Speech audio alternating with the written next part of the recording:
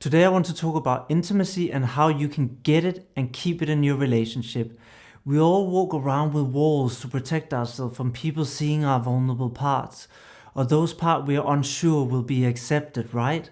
As we grow up, we learn what is acceptable and expected of us. We try to fit in within these boundaries and hide away the sides of ourselves that we believe are not really valuable or accepted by others. Knowing how vital feeling connected and intimate is to our well being, it seems we are out of balance and need to restore our ability to connect on an intimate level again.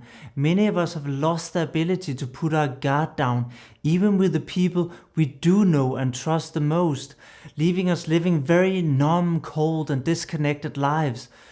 So, what is intimacy and how can we experience it in the first place?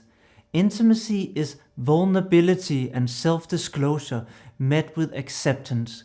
We all want to be seen and accepted, and when we have that experience, is create intimacy and connection.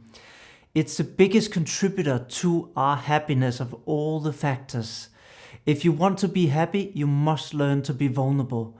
When we can share the vulnerable parts of ourselves that we hide away and are met with someone, their understanding and their acceptance of those parts of us, we feel deeply connected and we experience intimacy in its most purest form.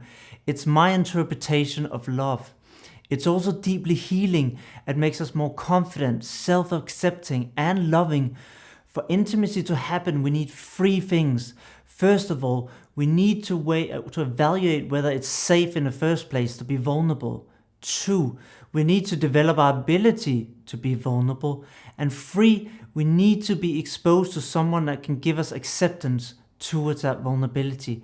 Let's look at the first point, evaluate when it's safe to be vulnerable. It's not safe to share your vulnerability with everyone, right? That's why you're hiding it in the first place. Some people are judgmental, and rather than give you acceptance, they will judge and shame you and make you feel even worse. That's a real possibility.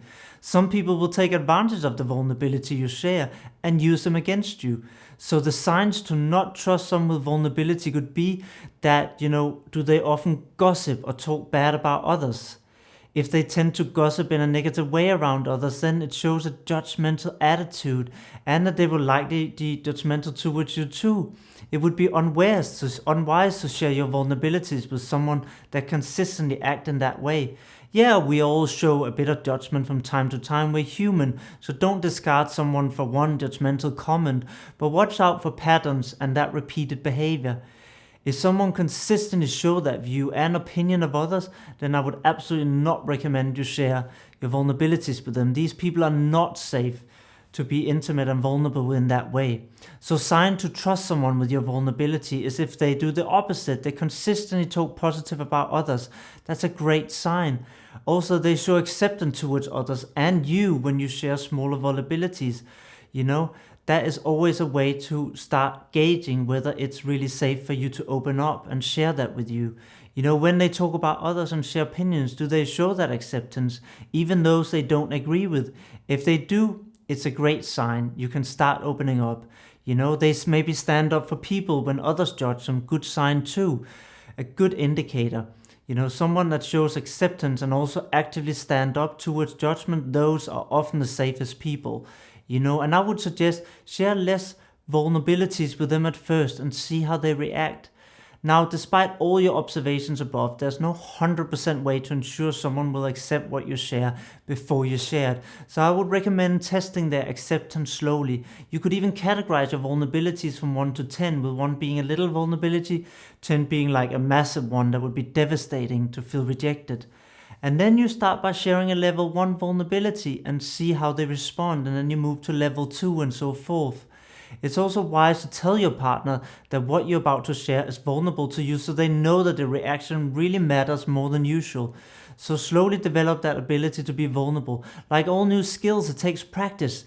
If you've been living most of your life behind a protective wall, protecting yourself from judgment, then it may take a little time to learn these skills. Don't be hard on yourself. It's not complicated, but it does require letting go of that control. It really does. We grow up in a culture that teaches us to be self-sufficient and not depend on others, to be individuals in charge of our own lives. And Vulnerability is this thing we're supposed to hide from everyone else, right? At job interview, we only show our best side. To a new potential partner, we only show our sociable, acceptable side, right? What if we instead showed up from vulnerability? How much more connecting might we feel to others and help them open up more? How much happier might we feel?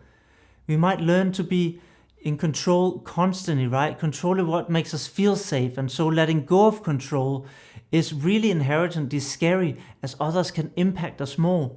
Vulnerability is also the place where we can experience deep intimacy and connection, so never taking that risk is like living a life in an emotional desert.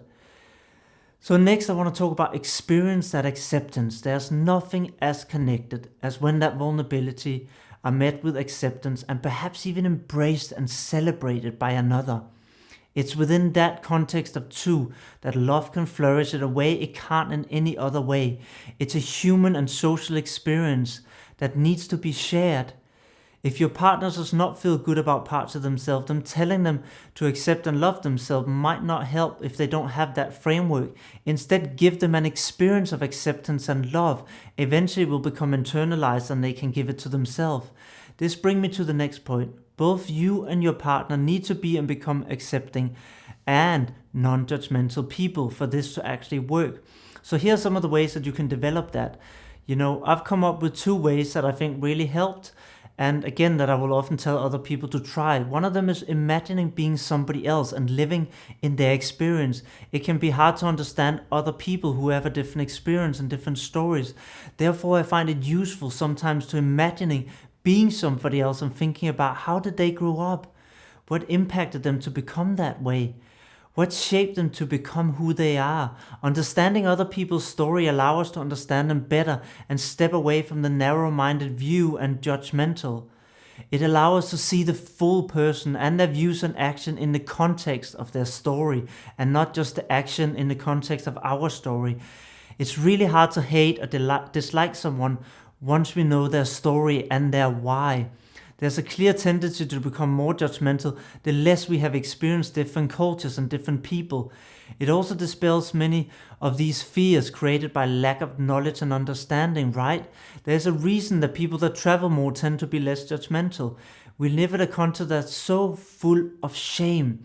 Shame is used to socialize us and make us behave in a way that some feel is beneficial to the overall group. Shame often disconnects us from our bodily sensation and limit our self-expression. It's one of the key reasons behind sexual dysfunction and inability to express our needs clearly.